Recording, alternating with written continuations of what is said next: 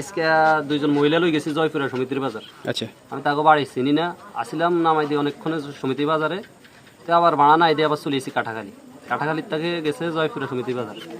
তাকে একটা ব্যাগ রাইখে গেছে। ব্যাগ ব্যাগ হ্যাঁ, এই ব্যাগের মধ্যে আছে এটা হ্যাঁ আছে কি কলা আছে ভাই। ও এটা তো দেশি কলার মতো। ওই ওখানে আসলে এই প্যাসেঞ্জারের এই কলাগুলা আসলে পৌঁছাই দেওয়া দরকার, ওখানে তো আমি বাড়ি চিনি না ভাই।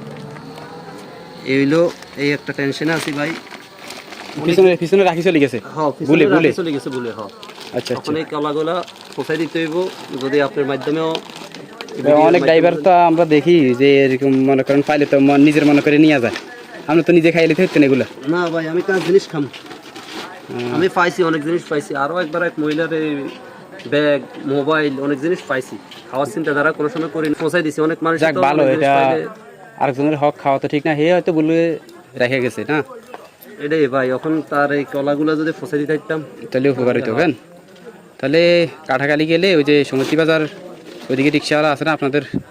রিক্সাওয়ালা আছে, পরিচিত গাড়ির ড্রাইভারও আছে, দোকানদার, হ্যাঁ দোকানদারও আছে। বা আমি মনে করেন আমি চেষ্টা করতে আছি যার কলেই হোক ওই ব্যক্তি কোনো দোয়ানো মানে আমি দোয়ানো থুই এলে তো হে হাইব কিনা এটা সন্দেহ আছে। হে যদি কাঠাখালি মনে করেন আমার এই মইনবাইর দোয়ানো আই যোগাযোগ করে বা হান্নানের দোয়ানো আই যোগাযোগ করে, এই খেলাটা দেওয়া আমার লাই সম্ভব।